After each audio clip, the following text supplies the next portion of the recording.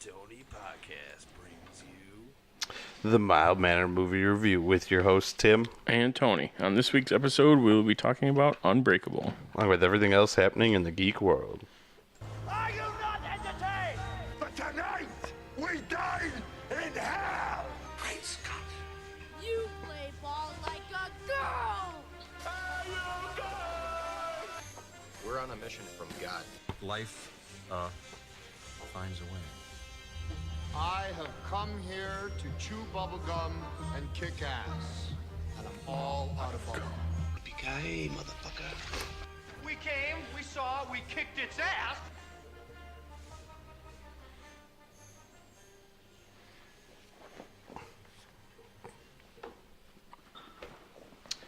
All right. Okay, how was your week been? It was good. Yeah. Saw the Glass. So the third movie. So you finished out the trilogy. Finished it out. Yeah. I'll have to do a review of that. But it was really good. I'll probably go this week sometime. Yeah. It was really good. Though. I liked it a lot. I don't want to give away anything. It was kind of hard because when I was looking up some of this, like the actors in this, it showed them for this and Glass. So I figure there's flashback scenes. There's some. The kid's in. It's the same kid that plays his son. Okay. But I mean, the other, the girl on the train. That's a flashback. Okay. Yeah. So yeah, I figured this girl. Yeah. But yeah, so it was good. Definitely good. Okay. Good. Yeah, especially Split was really good. Yeah. And yeah, they did a good job bringing it all together and closing it out. It was crazy. And then I also watched In the Name of the King, Two Worlds, which is the second movie in the Name of the King trilogy, and we started with 3. So we're going backwards. I don't even know what movie you're talking about. I thought you meant the new King Arthur kid movie. I'm like, what? No, it's like a straight to DVD, just not good movie, but it was funny. The third one we watched had Dominic Purcell, and then this one had Dolph Lundgren. So it's pretty funny. So now we gotta watch 1 because we watched 3 too. Yeah, you gotta finish it out. Mm-hmm. Well, I'll start at the end of mine. So I might finally pull the trigger on Hulu. Just so we can get the the live TV in it too. Okay. So I might do the TV and then you'll get have that. It. Yeah. Just because, it might be time. While I was on vacation, so yeah, I was out of town this weekend. And we watched. It was late at night. We watched the first 2 episodes of the Marvelous Mrs. Maisel on Prime. It's pretty funny. I've seen one of the more recent episodes, and I liked it. I was gonna say, there's a lot of people in it, character actors. Recognize, you'd recognize them for sure.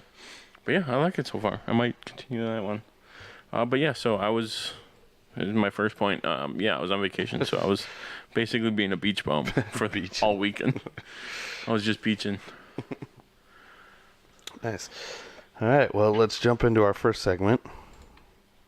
Clark Kent, just a mild-mannered reporter. He doesn't want to be famous, and I'll make him infamous. General, haven't you ever heard of freedom of the press? I'm not a cop. I'm a reporter. Gossip, rumors, panic in the streets. We're lucky. Vicky Vale. I'm intrigued by Alex's giant bat story, so I've done some... Oh, the Batman. Nobody cares about Clark Kent taking on the Batman. It is not. I resent that. Slander is spoken. In print, it's libel. The police won't help. The press has to do the right thing.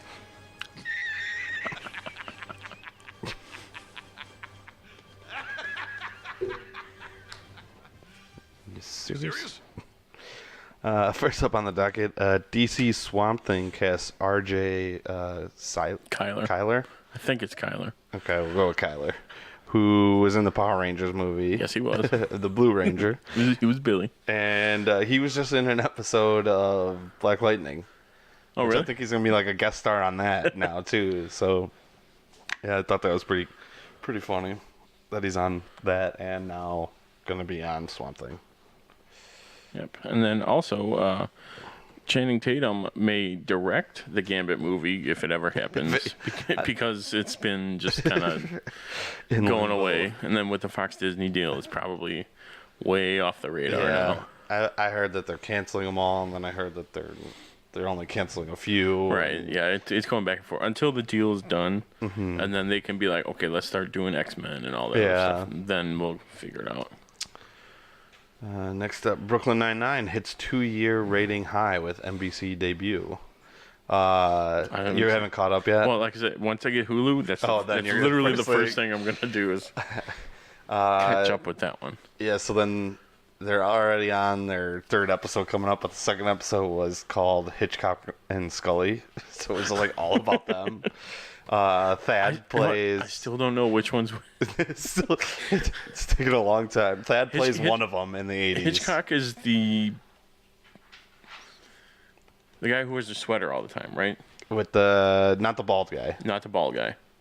Right? No. That's Hitchcock is the bald guy. Scully is the one with the flat top. Okay, okay. Which the guy from Titans, Alan Richardson,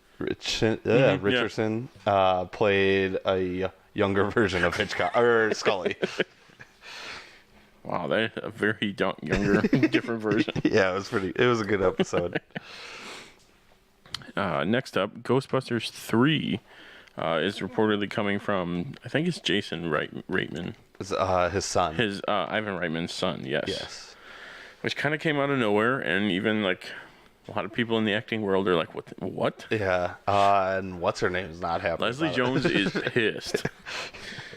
She is very much not happy, along with the director too. Paul Feig. He's like, yeah, I kind of agree with you. Yeah, it sucks they're not getting a sec. I mean, they left it open. Oh yeah, they did. Yeah, I can't wait for 3 though. Oh yeah, especially like watching the trailer. Just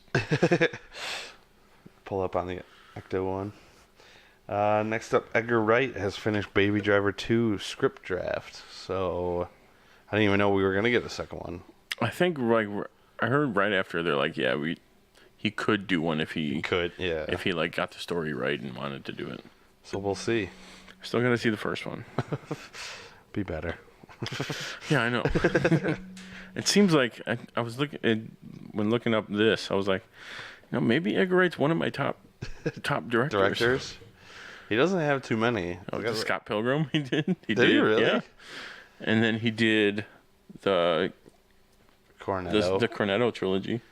Yeah, but that's 4 movies you named. All and those are amazing movies. So and Baby Driver, and he was gonna do Ant-Man. Yeah, I was gonna say, but you could see some of his Ant-Man story.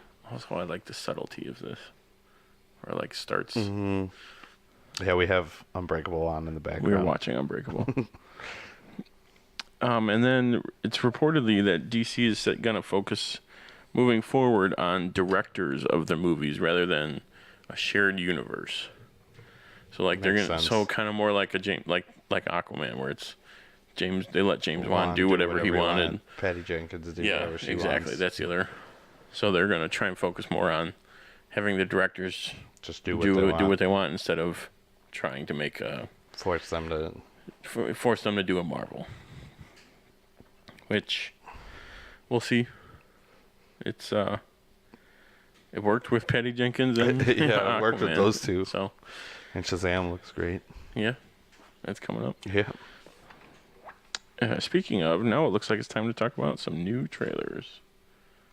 Coming soon to a theater near you. The first one is John Wick 3. Which looks awesome. Looks like unbelievable. I just want to see how he gets the horse. That sequence of he's on a motorcycle. He's fighting the guys fighting guys on motorcycles with swords. Like this is every action movie just rolled into one. Yeah, I like what's that guy's name? The guy from American Gods. Yeah, I don't know. Ian McShane. When he's like was it $14 million on his head, and every assassin in New York's after him. He's like, odds are even. Yeah, I can't wait for that all one. because he broke the rules. Next up, Shazam came out with a small. I think we're getting a full one though. I think this week sometime. So probably when this goes out, there'll be a full one. There should be a full one up by then. Yeah, because we only got a few additional scenes, but they were great. Oh yeah, it's definitely looking like it's gonna be. What was it? More in the right direction. I'll take your finest beer. You want a layer when they're at the realtor place? Yeah, you know. I'll take that for sure. And then we also got a trailer for Documentary Now Season 3. Yeah, which is it looks unbelievable. IFC. I heard about it when they like started it, but then I don't remember ever watching it. We're it's like a stand. Yes, a stand up. Stand up. It's on. The first two are on Netflix. Then I'm definitely gonna have to check that out. And that one's. There are some guests in those seasons, but it's mainly just Bill Hader and Fred. This one's gonna be like all guests. Yeah, I think. Well, because now they don't have Bill Hader because he's on Barry. And I think doesn't he write and produce that show? Yeah, he does a lot on that. So a little sad to see him go because there were some really good episodes with him. It's tough to lose him, but everyone they're getting seems like it could definitely make up for it. Mm-hmm. I know. What was it? Michael C. Hall. Looks like a bowler with Bobby Moynihan, and then Michael Keaton. And then Helen Mirren. Oh, yeah. Helen Mirren's the intro for the first two seasons, too. Oh, really? Yeah. She doesn't do anything but that. She just introduces it. Their fake show is, because it's like Documentary Now, season 50, and then season 2 was 51, like of the fake show. That's pretty fun. Yeah. All right. Now it looks like it's time for some TNT Trivia. Truth is, used to that. I am Iron Man. I'm Spartacus! I'm Spartacus! I'm Spartacus. I'm Wayne Brady Betts! I also didn't pick one yet. You didn't? I have one in mind, but I didn't write anything down. I'm the father. I am vengeance. I am the knight. I am Batman! I am the Clit Commander.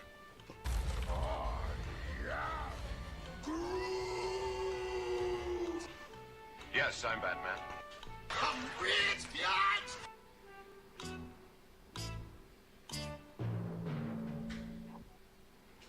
This week the theme is Unbreakable. All right, so we're going to continue what we did last week. Yeah, I liked it. Worked out well. It did. It went really long, though, compared to... But somehow went... No, about the same. It usually takes us a while on trivia, but yeah. Yeah, trivia is usually like the longest. One of the... If it's not the longest, it's like the second longest part. All right, so I'm up first. Yes. All right, so my Who Am I, the 4 movies. I start with the hardest to when you get to the last one, you should get it. But the first one... I was also worried about this week, but looking at it, I'm like, okay, I'll be fine. The first one, Unbreakable. Second one, Beowulf, like the animated one. Okay, I think I already know it. Third one, Forrest Gump. Yeah, I know. And then the last one, Princess Bride. Yep. That'd be Robin Wright. That is correct. Looking up... you know what? I'll wait till after in case you say it's like one of her. Okay, so I got 3 small facts. She owns 2 oil wells in Texas.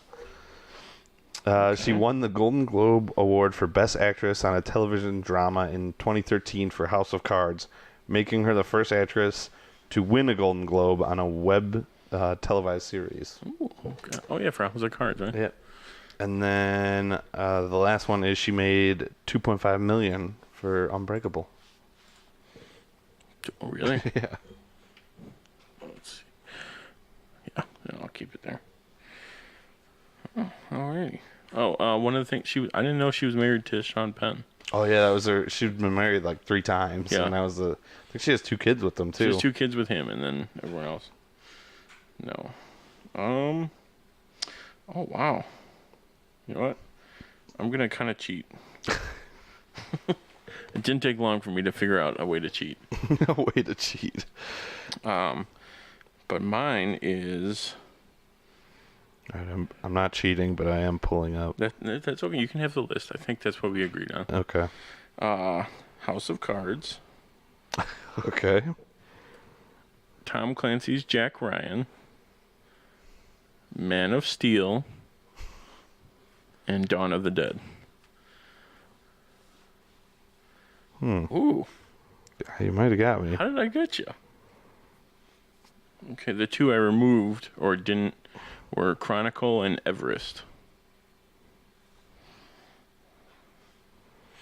And I'll even give you a further one. He is already passed in the movie. Or his part, or her part, has already been passed up in the movie at the point where we're at now. Well, you said he. Did I, though? Did I, though?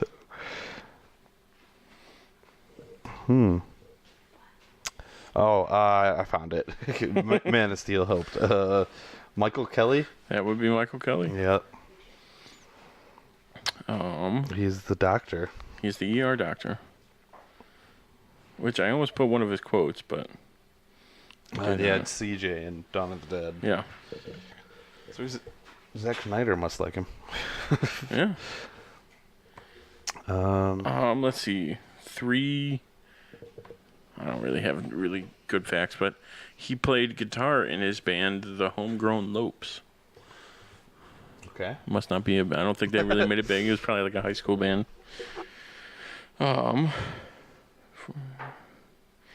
Another band-related one. He played in the band Leroy Justice, which was named after a college friend's father. Leroy Justice. And then... the third one.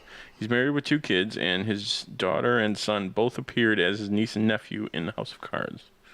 So they got acting gigs because because of him. Because of him. All right, so now It always seems like that happens. It's like, all right, we need a couple kid roles. And it's like, oh, I have 2 kids. I have 2 kids here. All right, so now random facts about the movie. Of this film, of all of his films that M. Night Shyamalan's made, this is his personal favorite. As of, I don't know what year, though. Well, probably. Sort of relatively recent. Yeah. I also wrote kind of a tangent note, but I was watching a YouTube video. I think it's GQ does it, where it's like an actor explains all their top roles. Mm-hmm. And one of them that came up was Nick Cage. Do you know what his favorite movie is that he made? No. I couldn't even begin to guess. Begin to guess? Really? Out of all the movies? Con Air, maybe? Ooh, no. It is... The Rock? No. Got one more guess. Gone in 60 Seconds. Ooh, another good one. No. It's Face Off. Really? Yep. At least at the time they filmed that, it was. Which actually I think was recently. But yeah, he said Face Off was his favorite. That's funny. Also, when I was watching on Prime, and like when I started the movie, that your piece of trivia was the first. It like shows trivia on the side when you watch. Oh yeah. That was the first thing. First thing that came up. I was like, okay. We'll go every other. You go. Oh, okay, yeah. I'll. My fact about the movie: Elijah asked David what made him choose protection as a career, out of all the possible things he could have done, such as founding a chain of restaurants, which in reality Bruce Willis was one of the investors.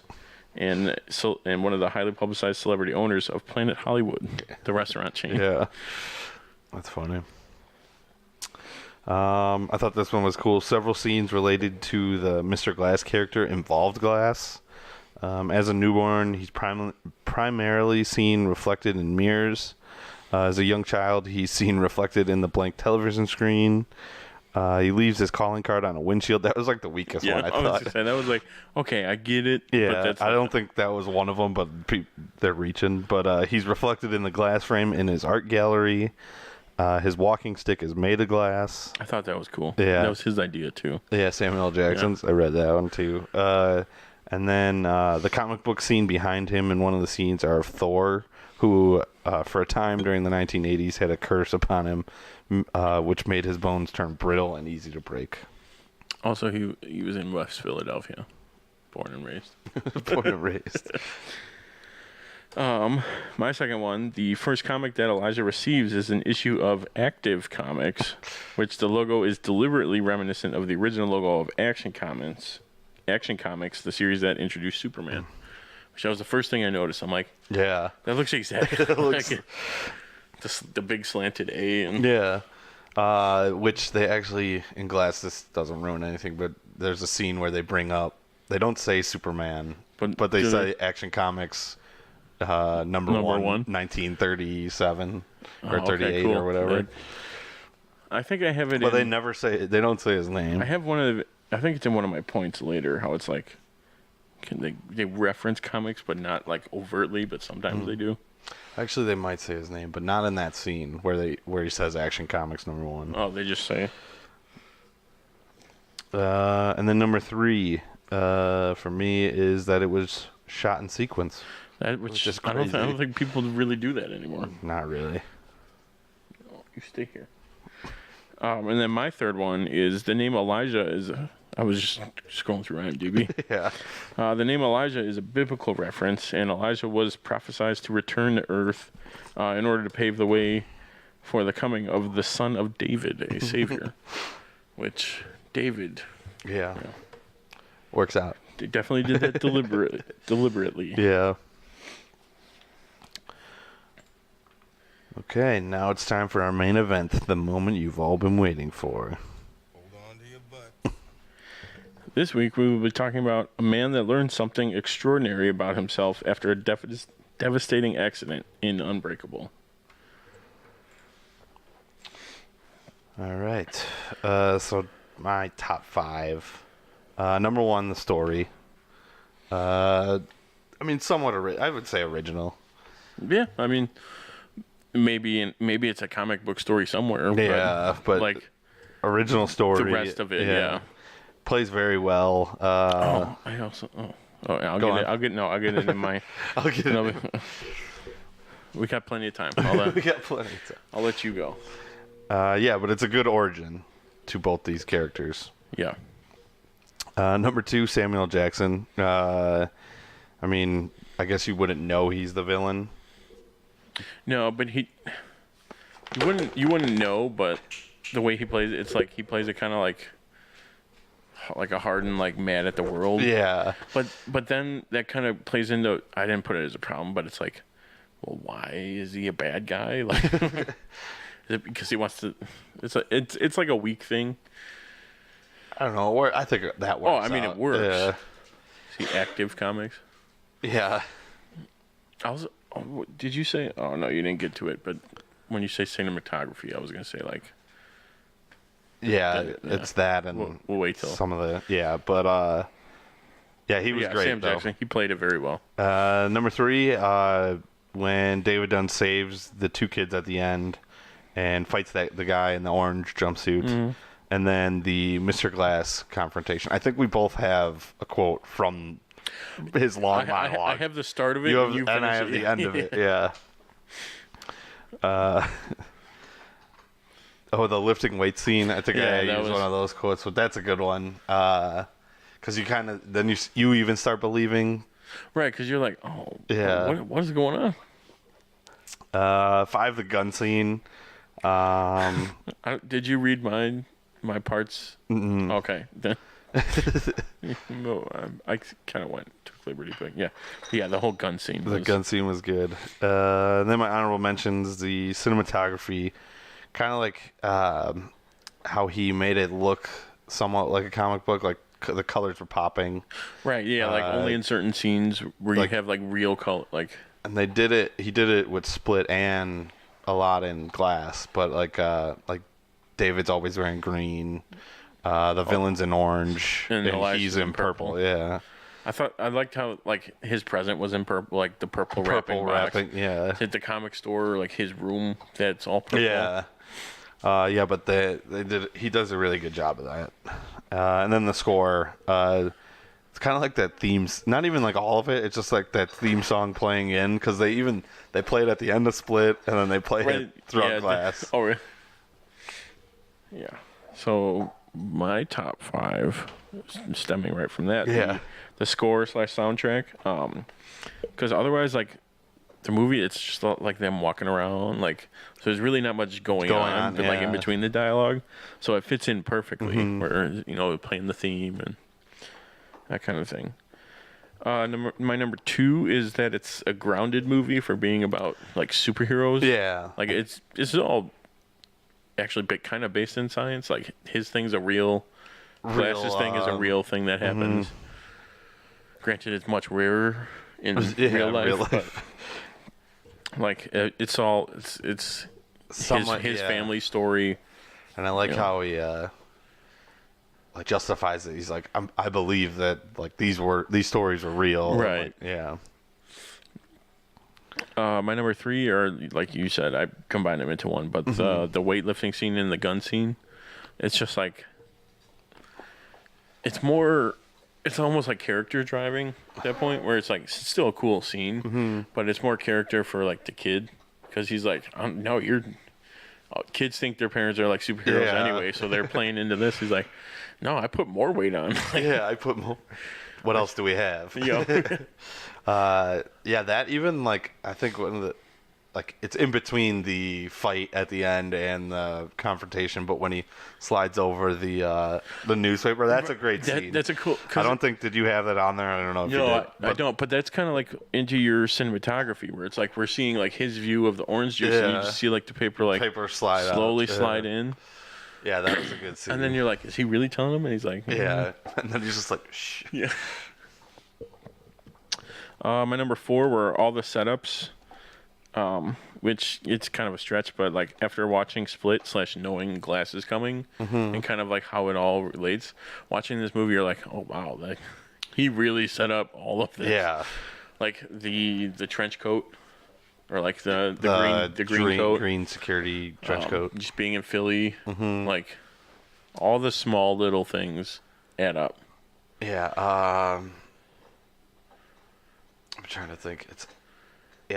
It's a really good origin. Well, because even at the end of this, the last like black and white text screen is like, oh, he was sent to a mental institution, which I can only assume is the it's the same one. Yeah.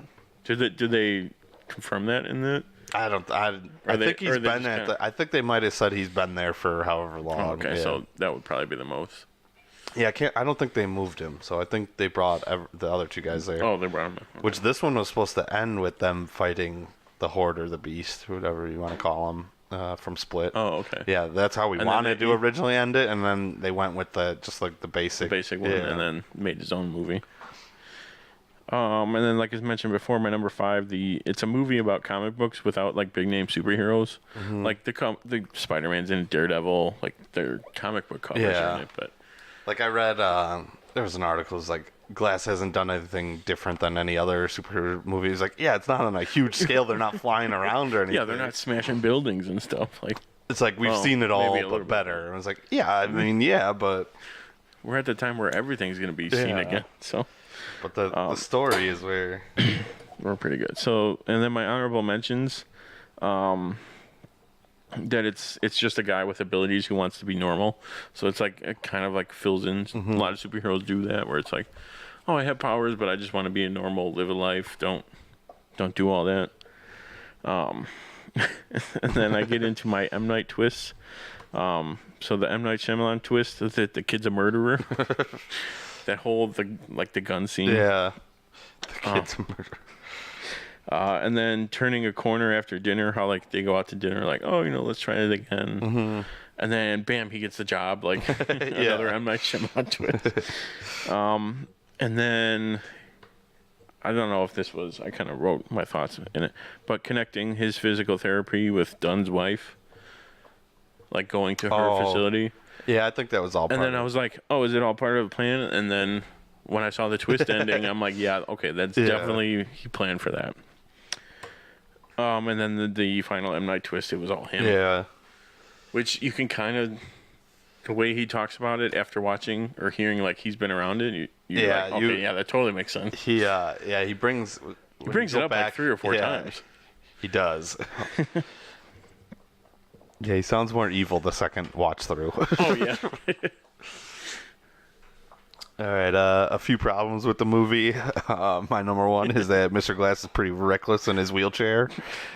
Like he's slamming his leg into stuff, and then which that was also, I read, like when he was in the comic store, he did that 3 times because those were the 3 disasters he caused. Ah, that's a good one. And then the comic fella, he's like, oh yeah, that's why I'm doing it. Yeah. Like so that. Yeah, because then doesn't that one he finds out, or he goes through and he's like, oh, you have a weakness and it must be water. Yeah. And then even at the end, he is flying down those ramps. Yeah, it's just reckless. And he can't, and like he could barely walk down those stairs. So I don't. Yeah, I don't get. I feel like he has gone downstairs before. Yes, but yeah, I would agree. He's very reckless.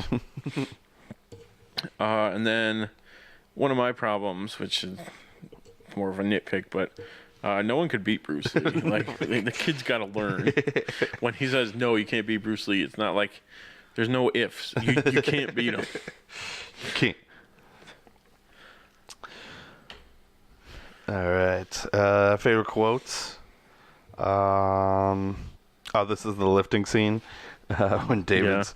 It's like, you should never do anything like this. You know that, right? And Joseph's like, yeah. And he's like, what should you do if something bad happens? Get Mom. And I think he's in the closet. Right, he's under the stair closet. Like 20 feet away. Yeah. Oh, and then this one is after David left his place and he found him at the stadium. But I think David had said, like, now you're going to ask for my credit card number when he was like at the first meeting. At he's the like, shop. This is how they all go. Like, and he talks, and I think it was to your trivia point, and he's talking about you could have done anything. And he's he's like, you made that decision. I find that very, very interesting. Now all I need is your credit card number. And then he's like, I'm just kidding. That was a joke. I'll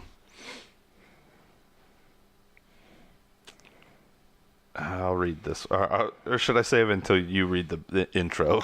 No, I'll read the intro because yours is like they like played this in the Glass trailer, like this is pretty much what it was mainly about. So I'll go to my quotes. The first one I'll do from the beginning of the movie. So I technically have 5 then. I did a lot of quotes. All right. So at the beginning of the movie, they showed like a screen with text on it. It said, there are 35 pages and 124 illustrations in the average comic book. A single issue ranges in price from $1 to over $140,000. 172,000 comics are sold in the U.S. every day. Over 62,780,000 each year. The average comic collector owns 3,312 comics and will spend approximately 1 year of his or her life reading them. Jeez. We have a long way to go. If we're going to get to those numbers. Those are rookie numbers. You got to pump them up. You got to pump them up. I just realized I have a lot. My quotes are very long. All right, so my second quote. I'm going to do it in order, except for the last 2. Yeah. So this is when we see Elijah in his store, I guess. He goes, do you see any Teletubbies in here? Do you see a slender plastic tag clipped to my shirt with my name printed on it? Do you see a little Asian child with a blank expression on his face sitting outside on a mechanical helicopter that shakes when you put quarters in it? No? Well, that's what you see at a toy store. And you must think you're in a toy store because you're here shopping for an infant named Jeb. Named Jeb. And then... Okay, my second one is Joseph done, so his kid after... I think it was like the football, around the football scene. It's right after he gets called into the school. Oh, yeah. The kid gets beat up. Which is technically still after that football scene with the guy that they were... guy from the girl on the train supposed to represent. Yeah. That was like a small thing where it's like, oh, okay, he threw that in there. I'm sure he wanted to expand on that. But the kid goes, I thought maybe because you're my dad, I thought I might be like you. I'm not like you. And Dunn goes, you are like me. We can both get hurt. I'm just an ordinary man. And his son goes, no, you're not. Why do you keep saying that? Is it clearly he knows? Yeah. Or he can see it, or he believes it.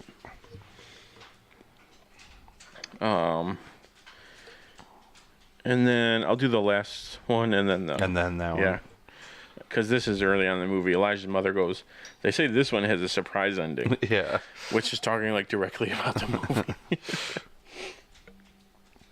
And then we'll do this. I'll start the quote, and you'll continue with yours. Mine, yeah. So Elijah goes, do you know what the scariest thing is? To not know your place in this world. To not know why you're here. That's just an awful feeling. And then at the end of this long monologue, but it's like, now we know who you are. I know who I am. I'm not a mistake. It all makes sense. In a comic, you know how you could tell who the arch-villain is going to be? He's the exact opposite of the hero. And most times they're friends, like you and me. I should have known way back when. You know why, David? Because of the kids. They called me Mr. Glass. But yeah, they use a lot in the Glass marketing. Yeah. Like, yep, it's the same universe. I didn't have any recastings. No, and mine was just kind of like a cheeky recast. Would have been at it was him the now. year. No, that would be funnier. But I put Haley Joel Osment. Yeah, because it was the year after Sixth Sense. I just thought that would be a funny little. Yeah, but really, it could have been any kid actor at that point. Yeah, With the way they played the role, it really could have been anybody. He has a bigger role, or about the same size role in Glass, maybe a little bigger. But he's all like grown up. Not yeah. It's the same actor cool. though. Well, it's the guy from S.H.I.E.L.D. Yeah, Werner von Strucker. Yeah. I know when I clicked it, I was like, "Oh yeah, he is in that." I'm looking at the kid. I'm like, "This fucking looks so familiar." I didn't put it together until I clicked it, and then was going through because I was looking to see if I was thinking about picking him, and I was like, a little tougher. Yeah, but I noticed that, and then trivia even mentions that because like what's his name played Fury, yeah, and then, so like then they're together. Sort of tied in. Final thoughts on the movie.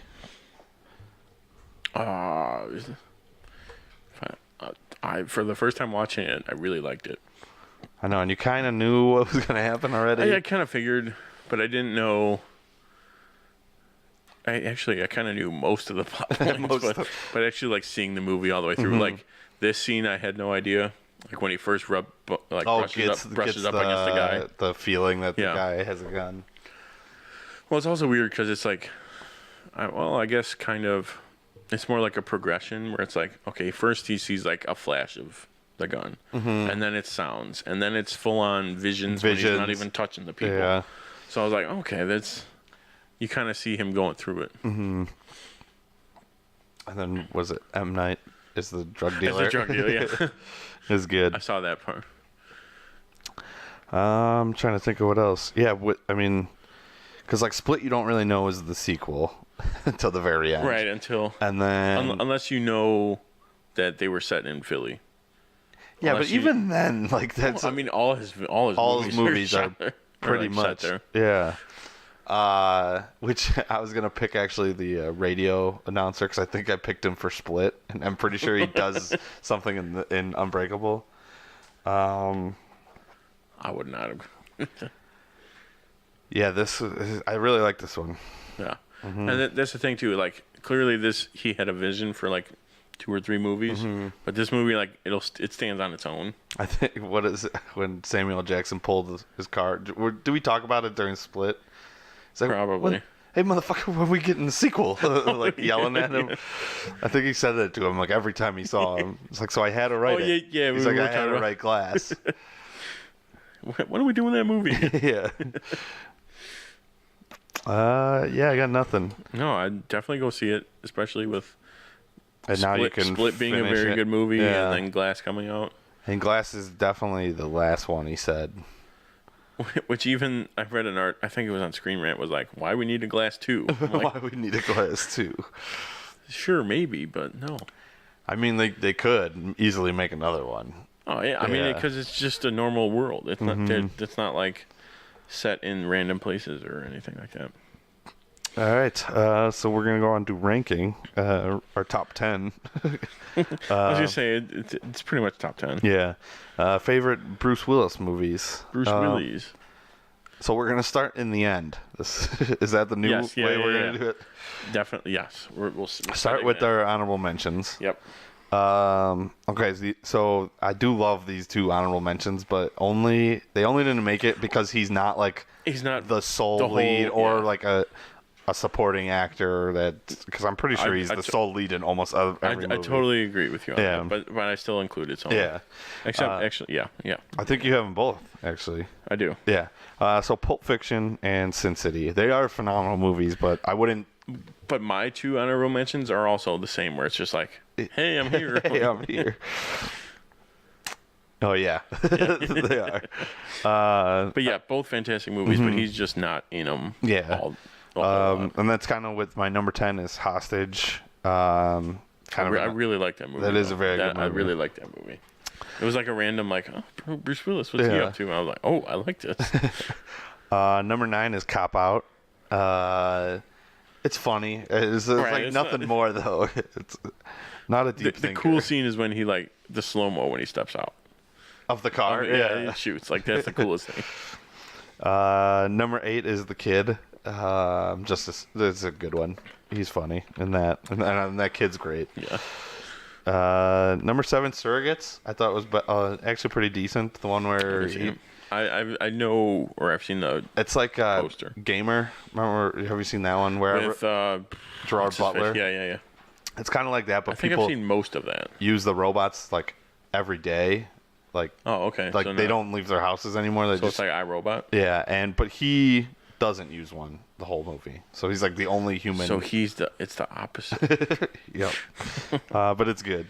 Number 6, Looper. That's another one where he's kind of not in the whole time. Because it's mostly JGL. Yeah. Robin. But yeah, that's a good one.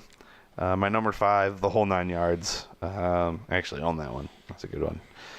4, Unbreakable, because of all the reasons we just said. 3, The Fifth Element is a great, what is it? Cyberpunk? Yeah. Type. Maybe not cyberpunk. Sci-fi fantasy. Yeah. I'll go with. The city in the beginning is kind of hot. Yeah. Also, I just realized something I didn't include on my list, but that's okay. I know. I have a few that you... Well, I don't have Unbreakable. The one time... I'm surprised you didn't rank it before. I'm like, what? My number 2 is Armageddon. It's just action-packed, and it's just so dumb. And I've probably seen that the most out of anyone, because I feel like that's always on TV. It was on? I think it was Thanksgiving. I was watching it. It was Thanksgiving. And then number 1 is the Die Hards. Yes. And specifically, I didn't put an order on mine because 1, 3, 4, 2, and 5. 1's the best. Obviously. 1's the best. I'm pretty sure I did 1, 2, 5, 4. I think was mine. Yeah, you got 2 in the wrong spot. 2's not. I'm sticking with it, man. I would put money on that you've never seen 2. No, choose the. I feel like you just skipped the 2s. Choose the airport one with the snow. I know that one. I feel like we got a Spider-Man 2 scenario going on. No, it's not. No. Also, kind of side note, when I was watching this, because I went to Philadelphia last year, like this looks exactly. It's. I'm sure they definitely shot it there, but it's like everything's so close together. Yeah. Like even I stayed close to a park. I was like, oh my god, this it looks almost exactly like it. Okay, but we'll start with my honorable mentions. Yeah, yours are even. These are just like cameos. Yeah. It's not even. It's like, hey, you walked on set. Let's get you. But honorable mention: Ocean's 12 and The Expendables, where the worst Ocean's movie. Yes. I'll give it to you just for his scene though. I mean, I like the okay. movie. It's definitely the weakest of the 4. I'm going to include Ocean's 8. I haven't seen that one yet. I liked it. It's very much like, and it's got the Ocean's vibe all the way through to the end. But my number 10 is The Kid, and I put it so low because I'm 90% sure I might not have seen it. I might not have. But like the premise sounds like I have seen it, so. Yeah, where his younger self comes back. Yeah. Number 9, Cop Out. Kevin Smith directed. Yep. That's why he hates Bruce Willis now. Yeah, you've never heard that? No. There's some funny stories on that. Just Google it or go on YouTube. I mean, I totally believe it, but Yeah, I guess Bruce Willis was not great to direct. probably not. No. No. After doing the rest of his and doing like a comedy, Yeah. I'm sure he was. Like there Just were like, scenes no. where he's like, Kevin was like, "Oh, we need to film this." He's like, "We're not filming that one." He's like, "What?" Like, yeah, no, that's not gonna make the cut, so we're not filming it. Like, are you serious? Only when you get to be that age, that caliber, can you even think about saying that to a director. My number 8, Sixth Sense. See, I still have yet to see it. I know the plot though. You know yeah. And I know the twist. So I was like, do I want to sit through? But you want to know the other twist of the twist. Maybe. Now I'm intrigued. Number 7, Pulp Fiction. Okay. Number 6, Armageddon. 5 is Hostage. I just really like that movie. It's a good movie. Yeah. Number 4, and I screwed up the numbering, but we'll just shift everything down, and it'll still be the same numbering. But so number 4 is Red and Red 2. I haven't seen the second one. I put the whole series just because Red was good. Yeah. it's like an enjoyable, like fun little. I'll put that in my honorable mention. Number 3. Yeah, where are you putting? So are you gonna do a 0.5? 0.5 will be the Sin City, just because you're right. He's really not in it a ton, but Okay. it's like still his story. So 3. Which one? Fifth Element. Okay. Putting it up there then. 2.5 is Sin City. Unbreakable, I'm going to put 2. Okay. And then my number 1, Die Hards. Die Hards. False. Live Free or Die Hard is the best movie. Then how did he work with Kevin Smith in that? They only had those few scenes Right, together. but there was still a pretty. That was before Cop Out.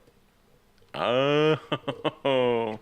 I'm pretty sure he got the job of Cop, or at least like that's it why helped he him. thought of it. Yeah, helped him get Cop Out. That makes a lot more because sense. They had worked together previously. That's hilarious. Yeah, and he wasn't directing that one, so he didn't have to deal with him. Well, going back to that, I'm sure you have, if you knew about this one. The reason why Ben Affleck doesn't talk to him anymore, to Kevin Smith. He was like telling stories. He told like a bunch of stories that got him in a bunch of trouble. Yeah, Ben Affleck's like, you can't be telling people that. Yeah, I did see that. Which is like, oh, okay, that makes sense. Yeah. It's one of those like, yeah, but I don't want to hang out with you. Like, you shouldn't be saying all this stuff. All right, so that's been our show today. Hope you enjoyed it. You can follow us on social media and our website, timandtonytalk.com. And remember, share this with your friends. Make sure to join us next week for a special Mild Manner movie review when we discuss Mystery Alaska with guest Kevin Frost. This will be exciting. I've never seen the movie, so. Yep, and we're gonna watch it prior to, like right before we record.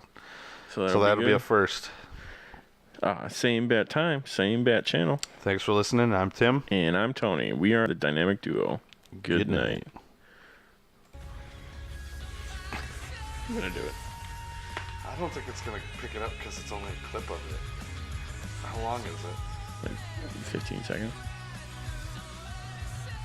Like if it was the whole song, maybe. Oh, yeah, then for sure. So